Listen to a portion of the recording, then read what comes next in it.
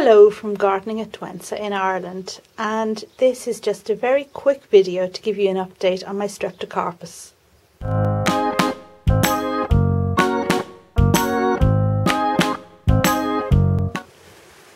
But before I show you the Streptocarpus, I just want to have a quick word about the collaborative growing that we're doing on this channel. And for those of you who don't know about it already, I'm going to link to the video up above. But various people around the world are growing a plant for Josh, and have a look at the video to see more details. Anyway, I'm very pleased to tell you that at the moment there are 80 people worldwide in 4 different continents that want to grow something for Josh.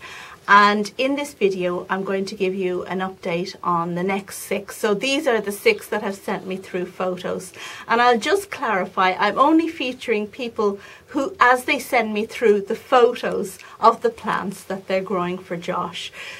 Also, please note that I have photos coming in from various sources. They're coming in from Twitter, they're coming in on Messenger, they're being posted to the Facebook page, and also via email. So if I do overlook your photograph, please don't hold a grudge against me. Let me know and I'll sort it out. I'm not doing it out of badness. It's just that there's, a lot of stuff coming at me from different sources. If you want to email me a photograph, if you look at YouTube on your computer, the About tab, that has my email address in there, and you can see it. Oh, and one other thing. Rick L sent me a beautiful message on my last video, posted it as a comment about African violets and about hybridizing them and growing one for Josh and sharing them. It was such a beautiful message. I shared it with my family and really it touched our hearts. But the message has disappeared. Now, I wouldn't be featuring Rick yet because he hasn't got the plant in place yet and certainly hasn't sent me a photograph. But Rick, if you're listening, apologies, I didn't reply to you, but that's because the message disappeared somehow. So without further ado, I'm going to move on and tell you a little bit about the 6 people whose photos are featured in today's update and who are growing something for Josh. And the first lady I want to tell you about is Annie in France, who contacted me to say that she wanted to grow some purple-leafed oxalis for Josh, which was great. In fact, Josh's younger brother Sam had oxalis as his favourite plant at the same time that hibiscus was Josh's. So that was very fitting. But when Annie sent me through the photos, she had 2 plants in it. So there was the purple-leafed oxalis and also a hibiscus that I believe has self-seeded in her garden. So the whole family tree is there in the photograph with labels. There's the supposed father, the supposed mother, and the hibiscus. So thank you very much, Annie, and you'll see that photograph at the end. The next person I want to talk about is Moira Richards in South Africa, who I featured in the last update. And you may recall that she has a scare pig which she is using to chase crows away, I suppose, from her vegetables. And she wanted to know which vegetable to grow for Josh and to place this scare pig in front of it. And I told her that Josh's favourite vegetable had been potatoes. And then she came back to me and she said, oh no, she can't grow potatoes in South Africa, they're too difficult. But she found a particularly vigorous strain, which she's now trying.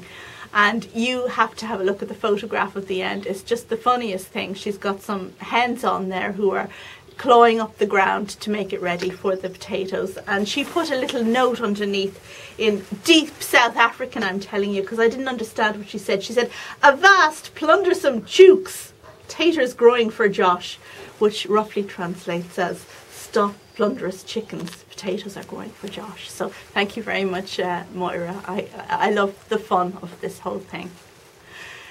The next 3 people I want to tell you about are in the United States, and the first is Heidi Bolling in Fresno in California, the USA, and she's growing an air plant for Josh. And you will see the flower on this beautiful thing at the end. It's like pink and white, and it reminds me of a coconut popsicle, but it reminds Heidi of a phoenix rising, and it really is a lovely thing. So thank you very much, Heidi. The second person in the States is Kimberly O'Boyle, who originally wanted to grow a rose. She grows a lot of roses. She wanted to grow one for Josh, and one with an Irish connection. She wanted to grow Dublin Bay, which is a fantastic red climbing rose. But that didn't work out.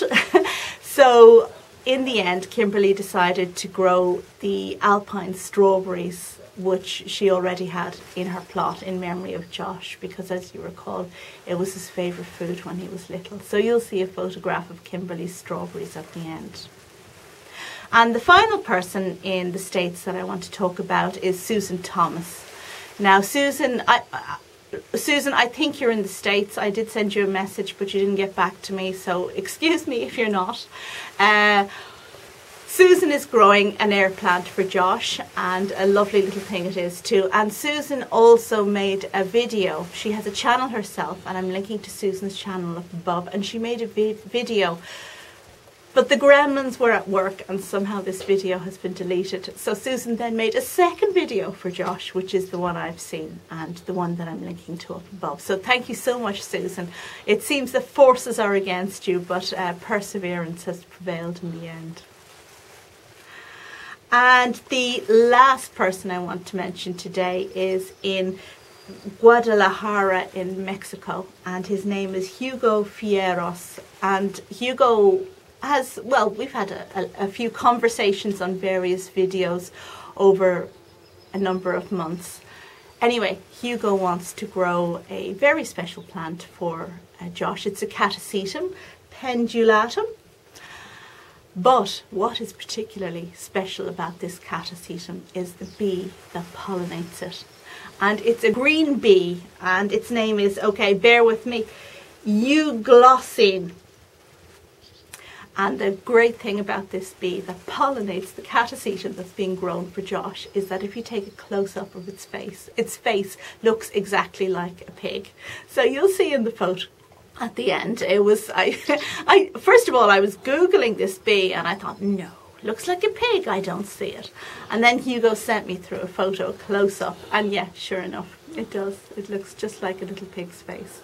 So thank you very much, Hugo. And Hugo is works in conservation and with insects, and I'm very pleased to have this very imaginative connection. So that's my update. Now we're going to see 6 photos from the people I've just mentioned, and after that we'll get on with the Streptocarpus video.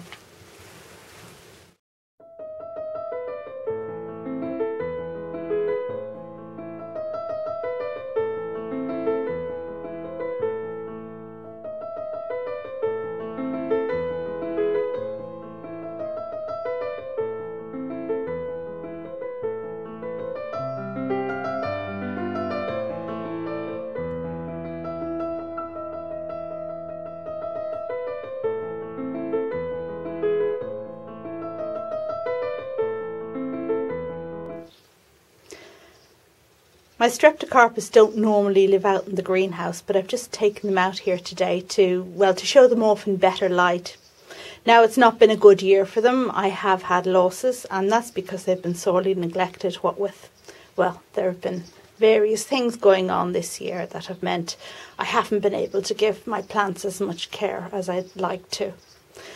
What I've done is gathered together all of the ones that are currently in flower and just put them here in this basket out in the greenhouse, just to show you. And there are still, well, a goodly number that are doing really well.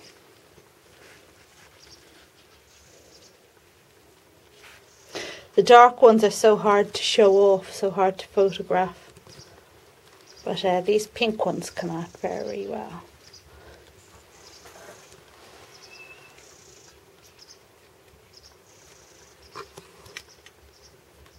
Now, in terms of pests, last year, I must tell you, I suffered a lot from aphids on my Streptocarpus. Just couldn't seem to shake them off.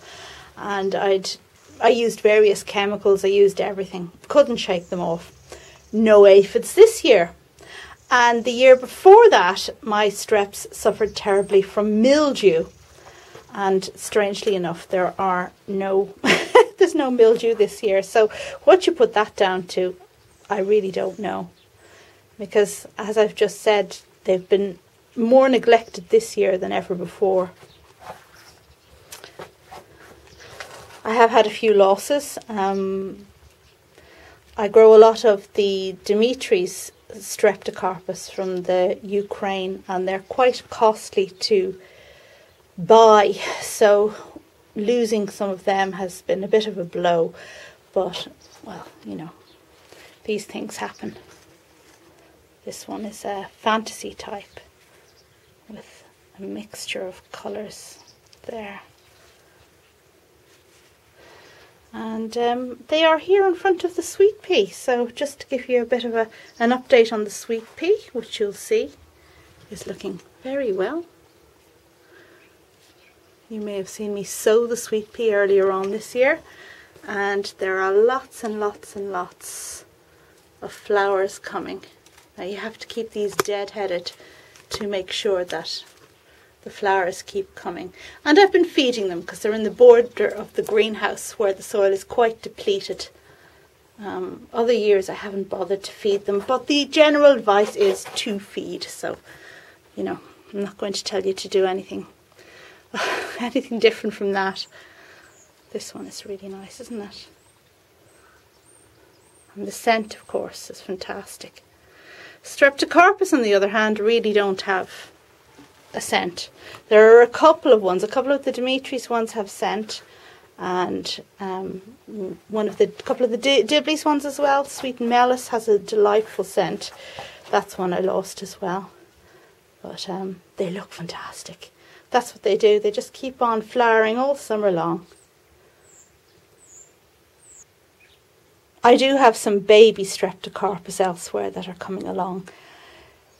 Not yet in flower, that's why they're not out here. But what I found is that several of mine are now so big that I really need to be propagating them and starting again from cuttings, because very often when plants get big, the centre of the plant kind of dies off, stops flowering, and you really need to start again from cuttings. Now, I got in trouble last time I said this on my last Streptocarpus video, but all I'm saying is that's been my experience. If you have a Streptocarpus that you've been growing for years and years, and it's an enormous plant and it's still covered in blooms, well, good for you is all I can say. Okay, well, that's all I wanted to show you for the moment, and that's it. That's the end of the video. Hope you liked it. Hope you'll check back for lots more plant videos, whether about Streptocarpus, Sweetpea or other greenhouse stuff. Bye now.